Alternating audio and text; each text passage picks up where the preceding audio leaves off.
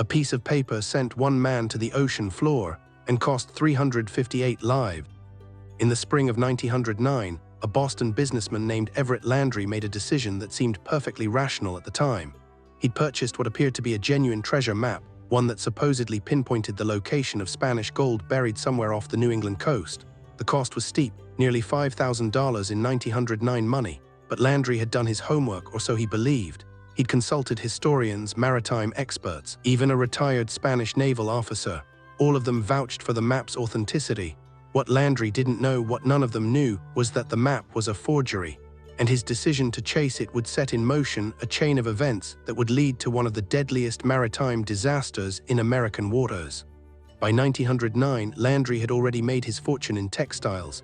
He was 53 years old, wealthy enough to gamble on long shots and desperate enough to want something more than another factory or warehouse. The treasure map offered him exactly that, a chance at immortality, at being the man who'd recovered a lost fortune. So he began assembling a plan. He'd hire a salvage ship, recruit a crew, and mount an expedition. The math seemed sound. If the map was real, and everyone he'd paid to consult insisted it was, then even a modest recovery would net him millions. By March 1909, Landry had settled on a vessel, the RMS Republic, a White Star liner that had been built in 1903. She was a respectable ship, not quite in the league of the Titanic, which was still under construction, but a solid modern steamer with a steel hull and a reputation for reliability. The Republic was 570 feet long, carried around 700 passengers on her regular runs between New York and Mediterranean ports, and had never suffered a serious accident. Landry chartered her for a private expedition. The cost was enormous, but he was committed now. He'd spent the money to verify the map. He'd spent the money to assemble his team. Turning back would mean admitting he'd been duped. The Republic sailed from New York on March 18, 1909. On board were approximately 740 people, crew, passengers, and Landry's salvage team, divers, engineers, and a handful of historians who'd been hired to help authenticate any artifacts they might recover.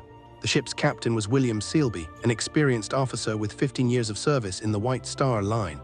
Selby had been briefed on the expedition's true purpose, though he harbored private doubts about the whole enterprise.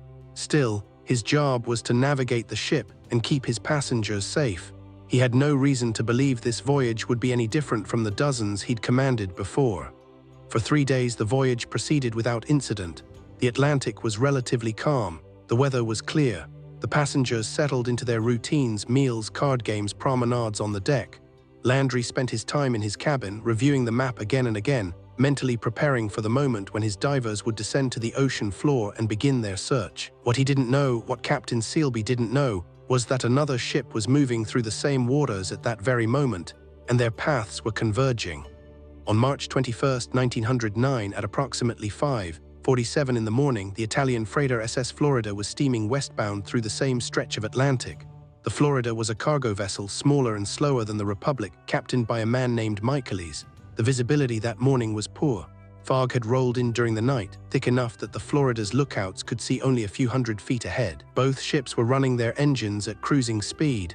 Both were relying on their foghorns and the assumption that other vessels would see them coming. Neither captain knew the other was there. At 5:51, the lookout on the Republic spotted the Florida through the fog. Captain Selby immediately ordered hard to starboard and rang the engine room for full reverse.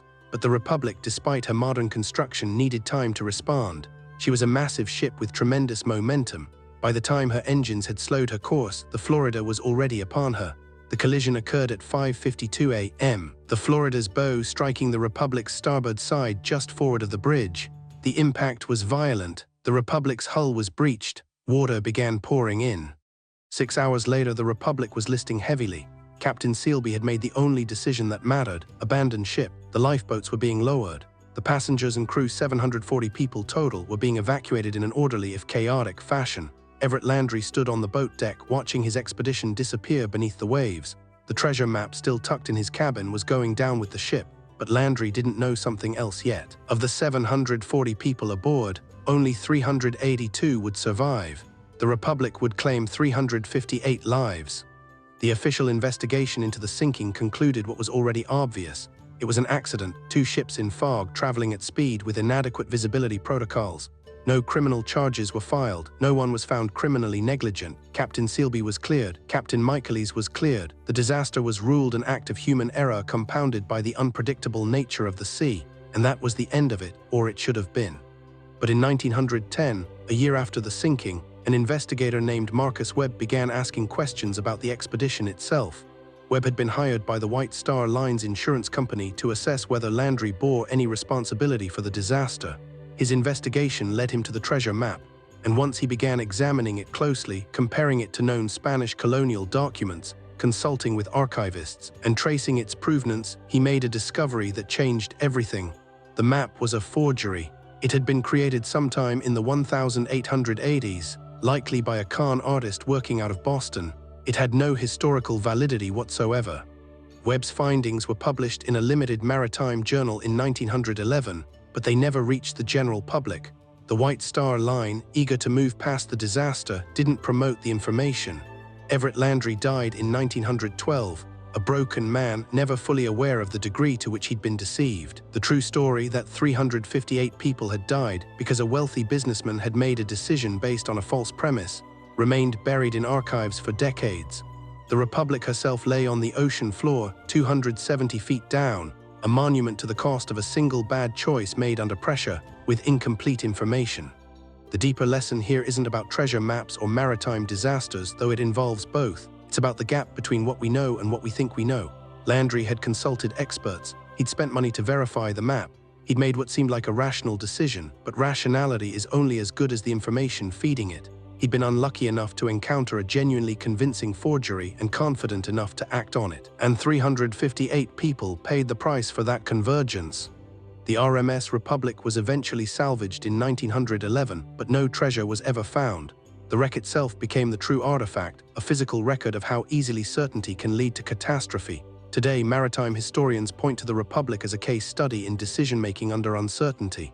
Landry made his choice based on the best information available to him at the time.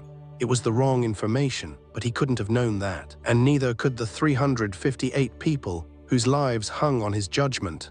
Subscribe for more untold stories of how single decisions made by ordinary people under pressure, with incomplete information, reshaped history and left wreckage in their wake. Subscribe for more untold stories of how single decisions made by ordinary people under pressure, with incomplete information, reshaped history and left wreckage in their wake.